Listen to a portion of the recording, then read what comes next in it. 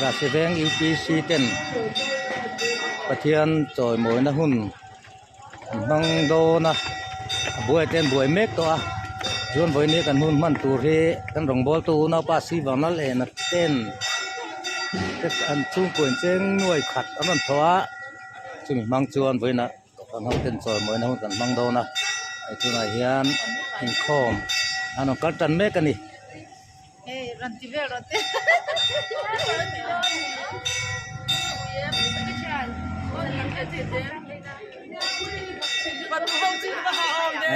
kan hà lo ve lo có dễ đâu cái này anh hay không đa rồi gì à không tụi nó đồng cơ chân mê cái này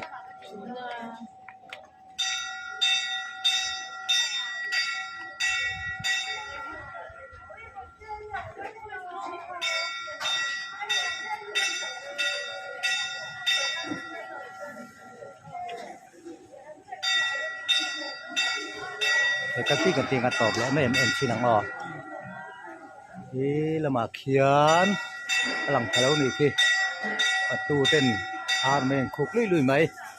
อยากติดชวนให้ละมาเฮียนจบก็ละมาเช่นนั้นนมบกอะ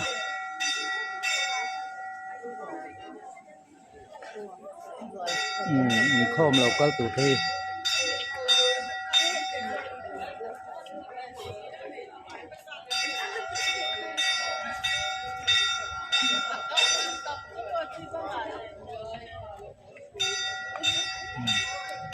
rồi mỗi nay khom tụ tên đi chúng nó cao mét thì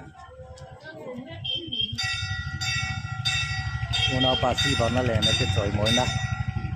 với nia đừng cần băng rồi mét cái này đây có rẻ đâu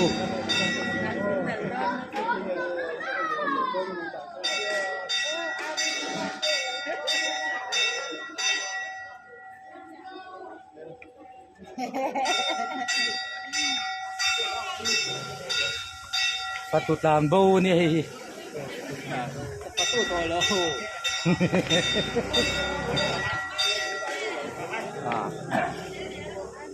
mỗi nè muốn đâu qua chi vào nó lên nó cái rồi mỗi nè nhìn khom tủ nó đồng cao mét dễ lên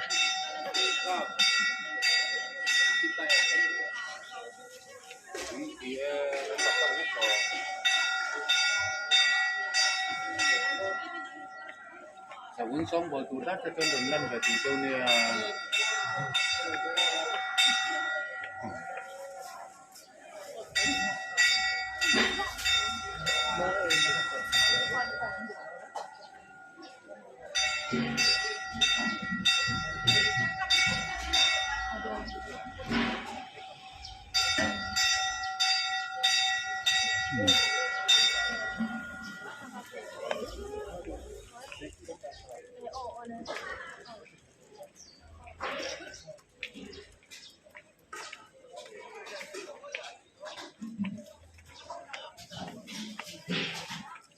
khom tủ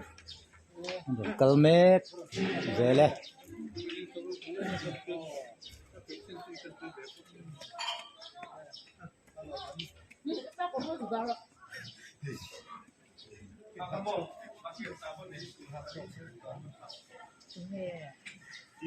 Stefana binti na papa na chen reng to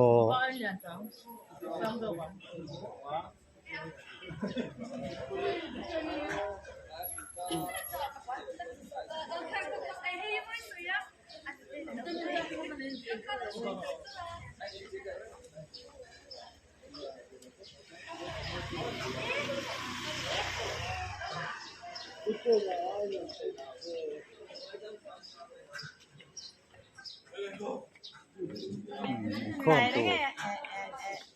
còn tơ mét dễ lên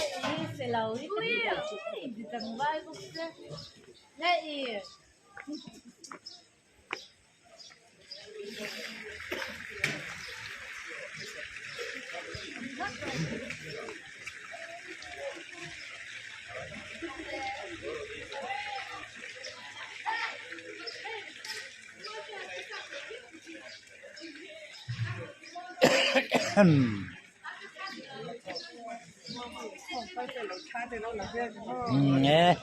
có dễ đâu với nè rồi mỗi nè hey bắn nổ được có là cần sang cái chung quay rồi mỗi nè anh này á sẽ về cái PC tên với nè này hen hun cần mang anh in com tụi nó calmek dễ hay cái xiêm có bốc xiêm buông phun hết thì bốc xiêm ông gì cái lòi cái hơi anh phúc cắn tỷ số tôi anh com đâu làm vác rùa papa nih papa nih kurang teh ini papa kan hai thela ini thela kan di mana ang bakce làm nó sa đô nó hệ mấy tỷ ó thế mà vui lòng nào với cả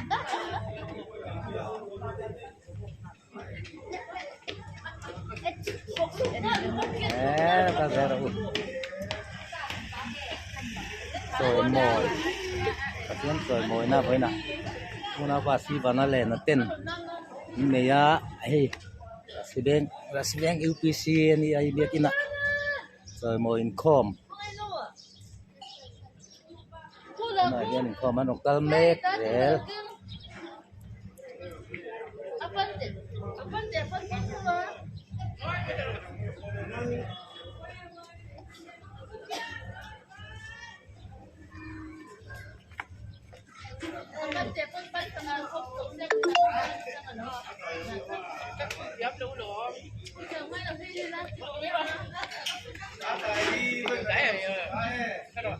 avar kher ponga chong hai ne